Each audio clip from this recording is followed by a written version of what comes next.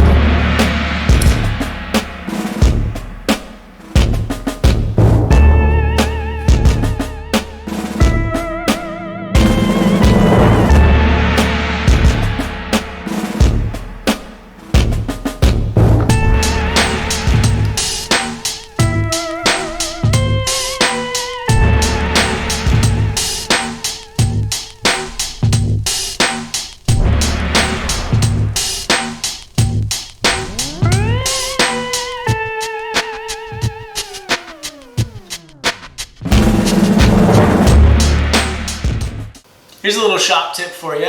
I've never really known how much thread to pull out when I'm sewing up a sheath, and so I end up just stretching my arms out as far as I can go a few times, and I always end up with way more thread than I need. And I mean, that's not that big of a deal other than the fact that it wastes thread. I was watching one of Redbeard Ops' videos on making a sheath, and he said you can measure out 10 times the length of the area you need to sew. And so I've done that a few times, and man, it works really well. So there you go, 10 times the length you need to sew, you're set.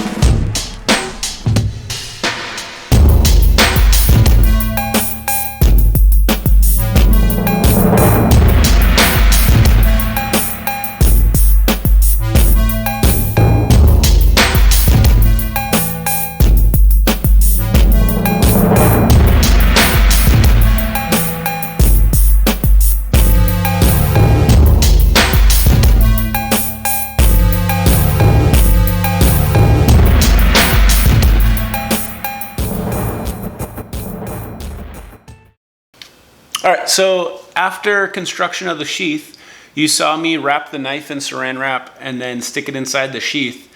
And at that point, the leather kind of softens when you get it wet. So I spray it down on the outside with water. The inside's already been waterproof with Snow Seal. And so what I do to form the sheaths is I spray down the outsides with water and put the knife inside the sheath with wrapped in cellophane. And then I started out with the hairdryer. I don't really like to dry it completely there. I think that would work just fine, but I basically just warm up the leather so that it kind of aids the drying process. And then I let it sit inside overnight. And when you come out the next day, you're gonna get a nice hard, really well formed sheath. So you can see that this is like really hard, really stiff leather. This isn't gonna, change over time. And then basically after that, once it's completely dry, I'll apply Snow Seal to the outside, and I do 3 coats.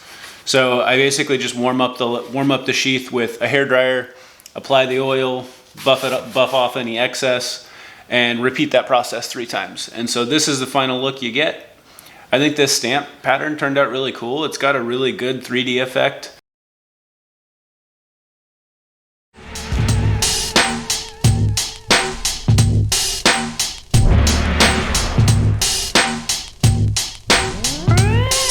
Got this bad boy sharpened up.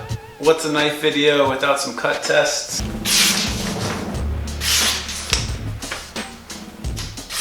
Slices paper nice and clean, no drag anywhere.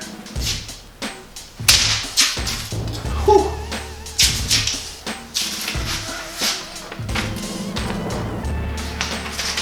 There we go.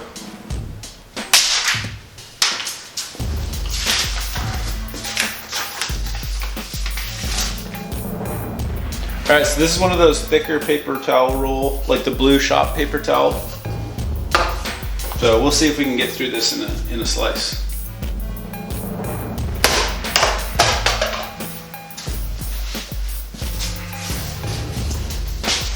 Dang, man, I screwed it up again. I didn't go deep enough. It cut super, super clean through this. But I just didn't, I passed right through without cutting all the way through the tube. Man, that cut is just insanely clean though. Let me try again, even though there's already a cut in it.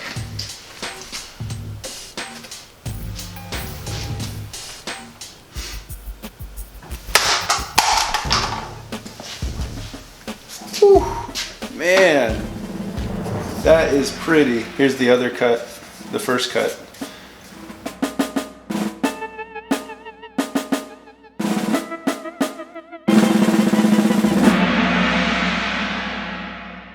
Thank you so much for watching the video and sticking around to the end.